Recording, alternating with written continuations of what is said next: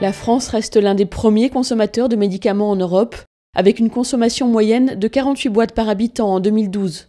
Ce chiffre élevé s'explique par un usage souvent mal adapté aux besoins. Le Commissariat général à la stratégie et à la prospective a donc publié une note d'analyse pour une utilisation plus pertinente des médicaments. Il s'est également interrogé sur la façon dont leurs prix sont déterminés. Décryptage avec Virginie Gimbert, auteure de cette note d'analyse en 2 volets. En France, la consommation de médicaments est à un niveau très important.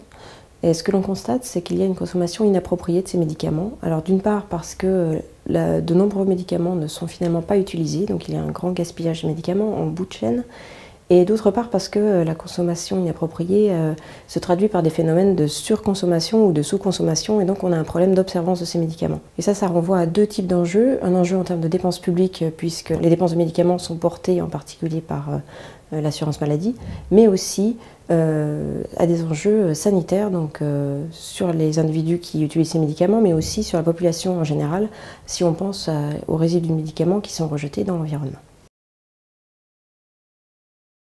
Cette consommation inappropriée peut s'expliquer par 3 facteurs. D'une part par des pratiques professionnelles, à la fois des médecins et des pharmaciens qui poussent à une consommation importante de médicaments. Le deuxième point, c'est qu'effectivement on a une organisation du système de santé qui favorise aussi cette consommation de médicaments, notamment par le fait que le médecin et le pharmacien ont des rémunérations qui sont à la fois à l'acte pour le médecin et aussi pour le pharmacien en proportion du nombre de boîtes vendues. Donc on est sur des rémunérations qui n'incitent pas à la modération de la consommation de médicaments. Et enfin, un dernier point qui est très important, c'est la représentation collective qu'on a du médicament en France, où on considère que le médicament est quand même une prise en charge de premier recours, plutôt que d'être une solution parmi d'autres prises en charge possibles, comme on peut le voir dans d'autres pays. Ce qui semble vraiment essentiel si on veut changer ces niveaux de consommation hauts et inappropriés, c'est de repenser l'ensemble du système du médicament et donc d'impliquer l'ensemble des acteurs concernés, c'est-à-dire à la fois les médecins prescripteurs, les pharmaciens, mais aussi les usagers. On pourrait imaginer que le pharmacien ait une mission vraiment d'éducation de l'usager au moment de la dispensation du médicament. Le dernier point qui est important, c'est d'agir au niveau de l'information de l'usager, qui est très insuffisante en France en ce qui concerne à la fois les médicaments mais aussi toutes les questions de conseils d'hygiène de vie. Alors, il y a beaucoup de choses et beaucoup d'informations qui sont disponibles par ailleurs. Ce qui manque, c'est une façon de les articuler. Et une des manières de faire, ça serait par exemple à partir du site internet sur les médicaments, ça serait de présenter le médicament comme une des prises en charge possibles parmi d'autres.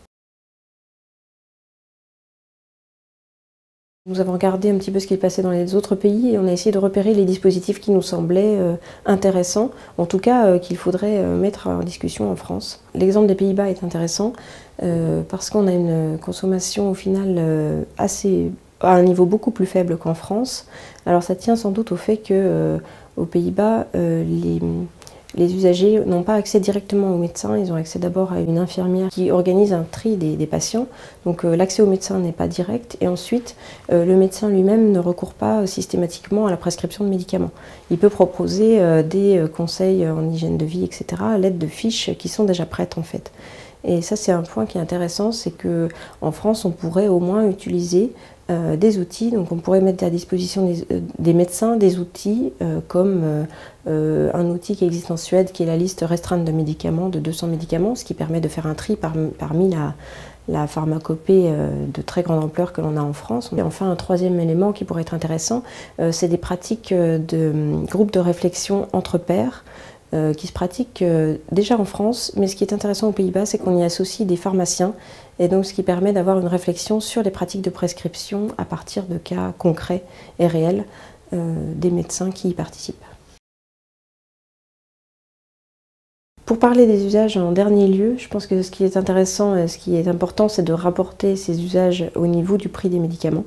Et c'est pourquoi nous avons consacré un deuxième volet de la note d'analyse à la description et explicitation du système de détermination des prix en France au regard des pays européens voisins. Alors ce qui est intéressant, c'est que la France se positionnait de manière un peu particulière par rapport aux autres pays européens.